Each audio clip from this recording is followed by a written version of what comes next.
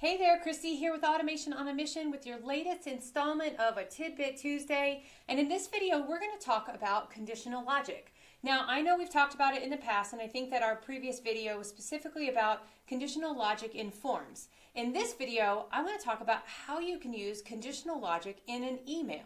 Now, I will say that there are benefits and risks associated with this, so we're going to dive in, but before I do, let me just sort of explain what I mean when I talk about conditional logic.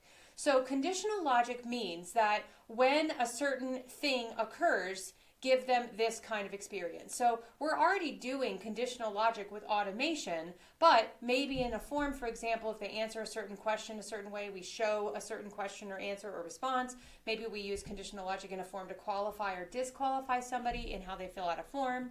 And in marketing, maybe it's a piece of email copy that's different based on a condition that's in your system. So when I open up my indoctrination campaign, I'm just going to grab a random email. And what I want to do is I'm going to click on this text box. And so when I click on it, notice that my information on the left-hand side changes. And you probably haven't even noticed. This is a feature that's been around for a hot minute. And we have an element here that says visibility. Now this visibility element is going to give us a lot more functionality than just conditional logic. For example, maybe there's a piece of the system that you want to show on when there's somebody's viewing it on a desktop but not on mobile. Like maybe the picture is just clutter, maybe we don't need that, for example. But in the case of our copy, which is what I really care about, I want to give a different experience based on a specific criteria. And in order to do that, I'm going to click on conditional sending, and you'll see we've got a couple of choices here. So I can do it based on a specific condition that is like a custom field. So for example, maybe I have a conditional, maybe I have a custom field that's asking about, how many pets you have. And if you have, more than 3 pets, you're going to see a certain piece of email copy, and if you have fewer than 3 pets, you'll see a different piece of email copy. So maybe I'm writing an email that's giving advice about how to handle animal culture in your home, for example. And I don't know why that's what came to my mind, but that's what came to my mind. So 3 or more pets, you want to separate them during feeding time, and fewer than 3 pets, it's a total free-for-all. Clearly, I'm not an animal behaviorist because I'm pretty sure that's not the advice they would give. But those are the conditions that I'm gonna say. And so in that case is 3 or more, I can use this conditional logic. So and then what happens is I write the copy based on that condition. So condition 1 is separate your pets. Condition 2, total free for all. Give them a trough, let them eat out of it. Yada yada yada. Right? So what happens is I have a custom tailored email that is now speaking specifically to a condition or a term that's a part of my ecosystem. So I mentioned that there are risks and benefits to this.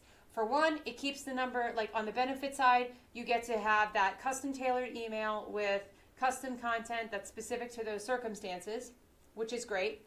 The risk of it is, how easy is it for you to forget that you created conditional logic content in your email that you then forget about, like, why is it the email shows this when I look at the template, but the email that's gone out to, this specific client says something totally different, and it makes you think you're cuckoo for Cocoa Puffs. And so it's something that I would say be mindful of when it comes to how you utilize this particular piece of technology. There is more than one way to achieve the same thing. You can create, as a part of your workflow, a path. If they have more than 3 pets, they have this email. If they have less than 3 pets, they have this email.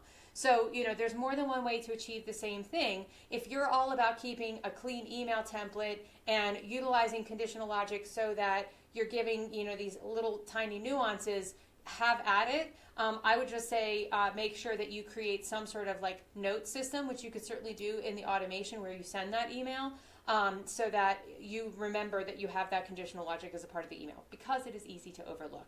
So how or why is this beneficial? Again, it gives you an opportunity to be more customized in terms of how you communicate with your audience. And like I said before, use the conditional format as a part of your marketing strategy, or use 2 different emails. Both of them can achieve the same thing. Totally up to you as to which route you choose. All right, as always, let us know if you have any questions. Thanks so much.